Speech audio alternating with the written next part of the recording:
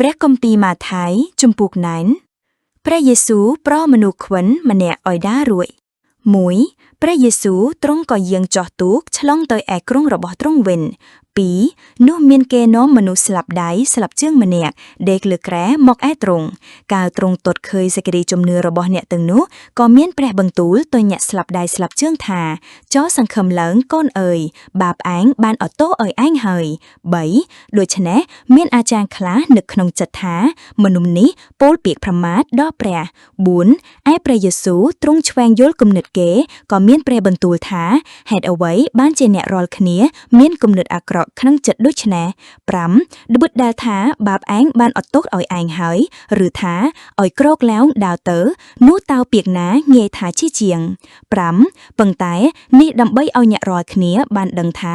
កូនមនុស្សមានអំណាចនឹងអត់ទោសបាបនៅផែនដីបានដែរនោះទ្រង់មានព្រះបន្ទូលទៅអ្នកស្លាប់ដៃស្លាប់ជើងថាចូលក្រោកឡើងយកក្រែឯងទៅផ្ទះទៅ7អ្នកនោះក៏ក្រោកឡើងដើរទៅឯផ្ទះ8ការភូងមនុស្សបានឃើញការនោះគេកើតមានសេចក្តីអស្ចារ្យក៏សរសើរដំកើងដល់ព្រះដែលទ្រង់បានប្រទានអំណាចយ៉ាងនេះមកមនុស្សលោកព្រះយេស៊ូវត្រាស់ហៅលោកម៉ាថាយ9លុះព្រះយេស៊ូវយាងហួសពីទីនោះទៅទ្រង់ក៏ទតឃើញមនុស្សម្នាក់ឈ្មោះម៉ាថាយកំពុងអង្គុយនៅកន្លែងយកពន្ធនោះទ្រង់មានព្រះបន្ទូលហៅគាត់ថាចូលមកតាមខ្ញុំគាត់ក៏ក្រោកឡើងដើរតាមទ្រង់ទៅ10កាលព្រះយេស៊ូវកំពុងគង់សោយអាហារនៅក្នុងផ្ទះនោះមានពួកអ្នកយកពន្ធនិងមនុស្សមានបាបជាច្រើនបានមកអង្គុយជាមួយនឹងទ្រង់និងពួកសិស្សទ្រង់ផង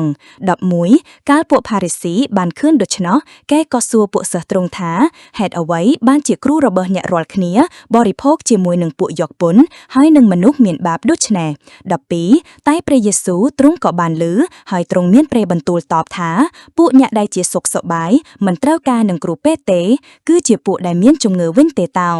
13ចូលឲ្យអ្នករាល់គ្នាទៅរៀននៃបទដែលថាអញចង់បានសេចក្តីមេត្តាករុណាមិនមែនយ៉ាញ់បូជាទេពីព្រោះខ្ញុំមិនបានមកដើម្បីនឹងហៅមនុស្សសុចរិតទេគឺមកហៅមនុស្សមានបាបឲ្យប្រែចិត្តវិញអំពីការតមអាហារ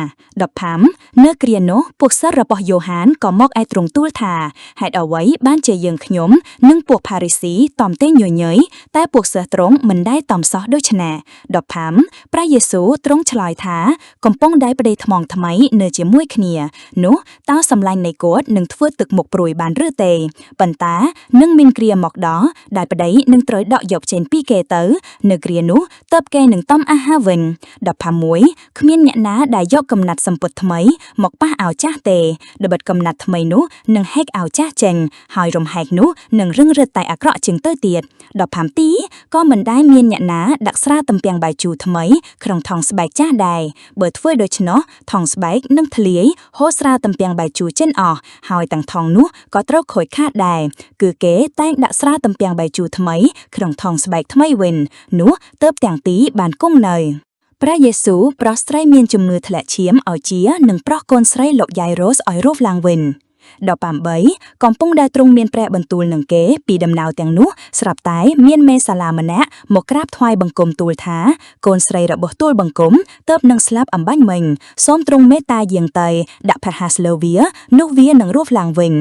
19ព្រះយេស៊ូវក៏ក្រោកឡើងយាងទៅតាមព្រមទាំងពួកសិស្សទ្រង់ដែរផៅឈររីឯមានស្ត្រីម្នាក់នាងមានជំងឺធ្លាក់ឈាមអស់12ឆ្នាំមកហើយនាងបានចូលមកពីក្រោយពាល់ចៃព្រះប៉ុស្តិ៍ទ្រង់21ដោយគិតក្នុងចិត្តថាបើគ្រាន់តែពាល់ចៃព្រះប៉ុស្តិ៍ទ្រង់ប៉ុណ្ណោះនោះនឹងបានជាហើយ22ឯព្រះយេស៊ូវទ្រង់បែរទៅឃើញនាងក៏មានព្រះបន្ទូលថាចូលសង្ឃឹមឡើងកូនអើយសេចក្តីជំនឿរបស់នាងបានជួយសង្គ្រោះនាងហើយនាងក៏ជាចាប់តាំងពីវេលានោះមក23រួចមកកាលទ្រង់យាងចូលទៅក្នុងផ្ទះមេសាឡាបានឃើញពួកអ្នកភ្លុំឃ្លួយនិងមនុស្សសន្ធឹកកំពុងតែឆោលោ24នោះទ្រង់មានព្រះបន្ទូលថាចូលថយចិនទៅល្បិតនាងក្រមុំនេះមិនមែនស្លាប់ទេនាងគ្រាន់តែដេកលក់ប៉ុណ្ណោះតែគេស័យចំអឲ្យទ្រង់20តែលោកបណ្ដិនមនុស្សទាំងនោះទៅក្រៅអស់ហើយនោះទ្រង់យាងចូលទៅចាប់ដៃនាងរួចនាងក៏ក្រោកឡើង26រឿងនោះបានល្បីខ្ចោះខ្ចាយទូទៅពេញប៉ាក៏នឹងស្រុកនោះឯង ព្រះយេស៊ូវប្រោមនុស្សខ្វាក់ពីរនាក់ឲ្យភ្លឺ25ទីកំពុងได้ព្រះយេស៊ូវទ្រង់យាងចេញពីទីនោះទៅនោះមានមនុស្សខ្វាក់ពីរនាក់តាមទ្រង់ទាំងស្រែកថាអូព្រះរាជទូតត្រាស់លួងដាវីតអើយសូមទ្រង់ប្រោះមេត្តាដល់យើងខ្ញុំផង28កាលបានយាងចូលទៅក្នុងផ្ទះនោះអ្នកខ្វាក់តពីរក៏មកឯទ្រង់ហើយទ្រង់មានព្រះបន្ទូលសួរថាតើអ្នកជឿថាខ្ញុំអាចនឹងធ្វើការនេះបានឬទេអ្នកទាំងពីរទួយថាជឿហើយព្រះអង្គចាស់អើយ29នោះទ្រង់ក៏ពាល់ភ្នែកគេដោយព្រះបន្ទូលថាចូលឲ្យបានដូចសេចក្តីជំនឿរបស់អ្នកចោះ